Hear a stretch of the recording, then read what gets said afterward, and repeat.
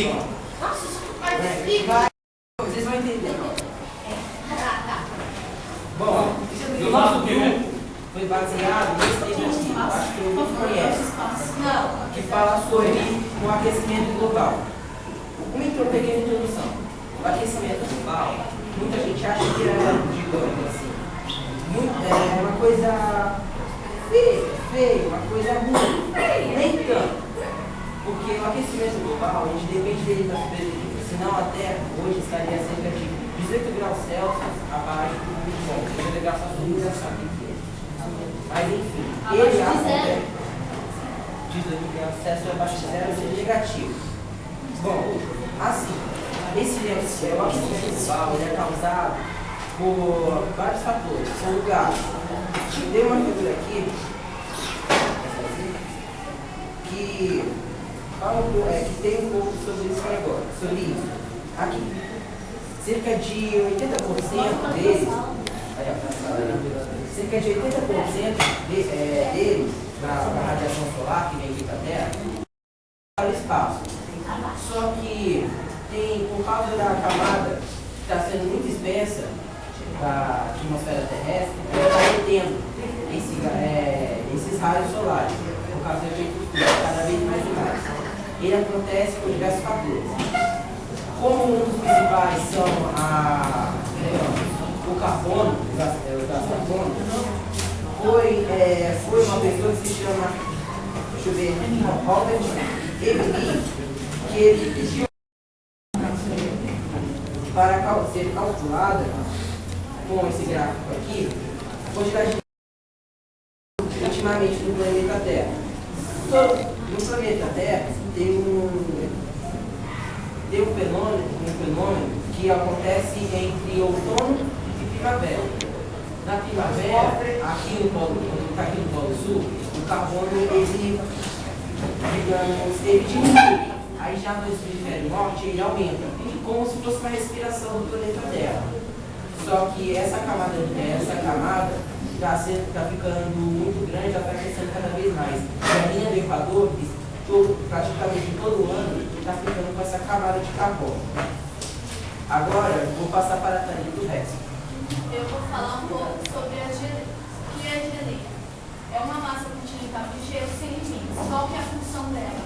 Ela tem a função do resfriamento da Terra.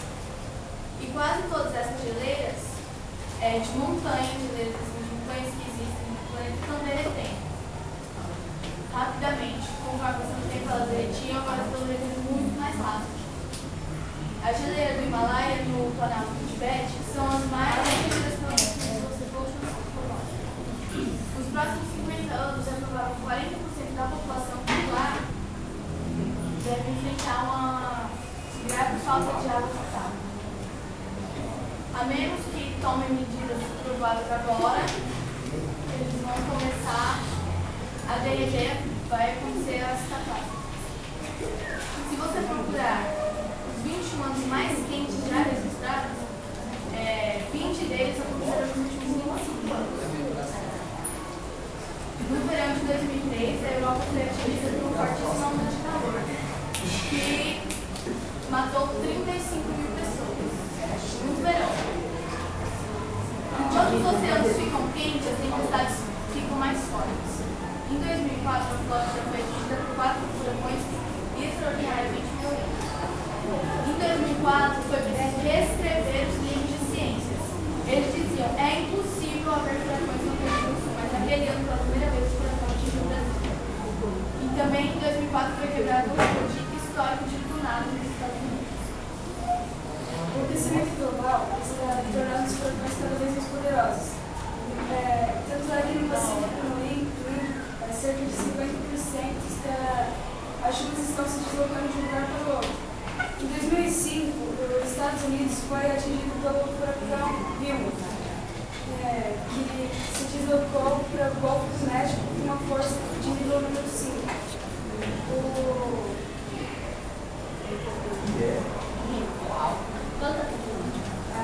Apenas 27 tipos de furacões no mundo, o Vilma, o Rita e os exemplos. Rita,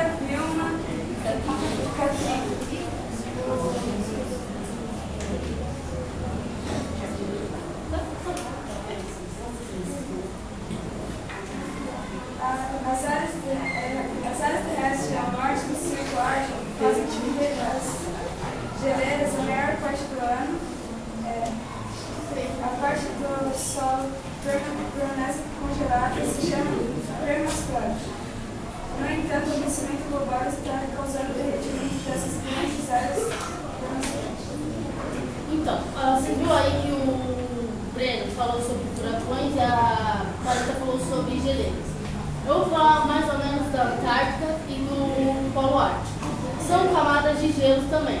Só que as pessoas não dão muita importância para elas, mas elas são importantes, como a Thalita disse, elas resfriam a Terra. Só que como o aquecimento global está tornando a camada da atmosfera mais espessa, esses raios estão entrando e não estão saindo, estão deixando a nossa Terra mais quente. Com essa Terra quente, está derretendo essas geleiras, e essas geleiras estão virando oceanos. Esses oceanos vão ficando quentes e vão destruindo mais geleiras. Então, se não tiver mais geleiras, a nossa Terra vai ficar quente, entendeu? Não vai mais resfriar, vai ficar insuportável, já está ficando assim. A gente não tem mais as 4 estações, agora a gente tem inverno ou verão. Há 4 dias atrás a gente estava no verão insuportável. Hoje estamos no inverno e agora eu não sei o que está acontecendo porque está meio a meio. Então está insuportável, o planeta está sofrendo com isso. E não é só nós que sofremos, porque nós estamos sentindo isso. São os animais também. Os animais marinhos e os terrestres. Os marinhos estão morrendo, porque com esse aquecimento dos oceanos, não está dando para eles sobreviver. Com os animais marinhos morrendo, não tem comida, por exemplo, para a garça, que come alguns animais que vivem no mar. Aí acontece uma quebra na cadeia alimentar. Se a garça não tem comida, ela morre de fome. O animal que come a garça morre também. Ou seja, não vai tendo mais aquela cadeia alimentar. É a mesma coisa que destruir as florestas, porque os animais ficam sem comida e sem habitat natural para eles.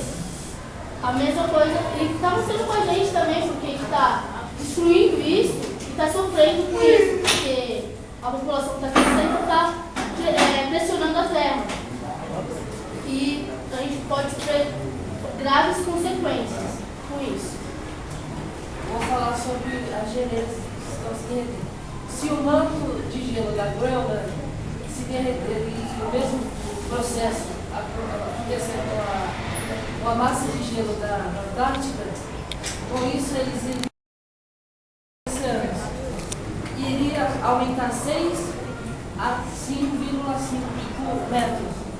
Com isso gerando catástrofes gerais no planeta, como civilizações sendo destruídas, cidades sendo inundadas. Por isso eles teriam que evacuar para outras cidades, que geraria a necessidade maior de alimentos, de água e de eletricidade. Por isso eles iriam desviar outros rios, secando até mais. Teve até um caso no Mar de Arã, no Cazaquistão, que está completamente seco pelo desvio. Como está vendo aqui, pelo desvio completamente seco. E esse é pelo efeito da pessoa, da nossa raça humana, não soube de maneira alguma, ele só quis ter poder, mas saber também não teve. Principalmente também os erros da nossa maneira de lidar com a natureza podem hoje em dia ter consequências graves, muito graves, inesperadas, muito mais maiores. Pois, mais tecnologia e nos dá mais poder em vez de sabedoria. Bom, eu vou falar um pouco sobre o desvio da água e sobre um pouco da tecnologia. O ISS, mais conhecido como Rússia, que desviou uma boa parte de água do litoral. E falando um pouco agora sobre tecnologia, os Estados Unidos, ele é responsável por 15,3% dos gases estufas da Terra. Por quê? Os gases estufas? Sabe por quê? Sabe por quê? Sabe? Porque como eles geram muitas energias, eles têm que... Tá, eu continuo. Eles queimam, entendeu? Esse gás, eles têm que destruir florestas para construir novas áreas, construir mais cidades, e aí eleva mais o nível de gás carbônico na atmosfera. O aquecimento global, ele pode até parecer lento e gradual no tempo de vida de uma pessoa, mas, na verdade, em relação à escala da Terra, essa velocidade está acontecendo em uma velocidade alucinante. Os líderes políticos da China não se importam com o meio ambiente, pois os carros não satisfazem quanto às emissões de gases estufa. O Protocolo de Kyoto já foi ratificado por mais de 1000 países. Mais de 1000 países. Menos Estados Unidos e Austrália. E agora, nosso companheiro lá, ele Foi jogar. foi jogar. Espero que ele ganhe. Espero que ele ganhe. Cabeça. A parte dele seria a conclusão do que e como nós poderíamos resolver isso.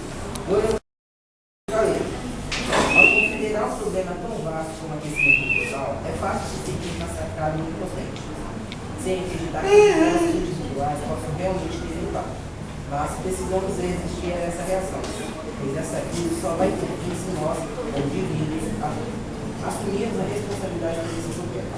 Procuramos nos informar e informar os outros, da nossa parte para minimizar o consumo de desperdício de recursos. Os mais ativos politicamente, exigindo mudanças, pois sobre muitas maneiras cada um de nós pode fazer a diferença. Não, assim, pequenas atitudes, por exemplo, economizar energia, entendeu? Você pode, não precisa você acender 300 mil luzes na sua casa, se tiver 300 mil luzes, que possivelmente não vai ter. Mas você pode, tomar um banho rápido, você não precisa ficar andando de carro, você pode usar o transporte público. Você precisa, você e seu vizinho trabalham no mesmo lugar. Para que os dois saírem de carro? Porque eles vão junto, faz uma companhia,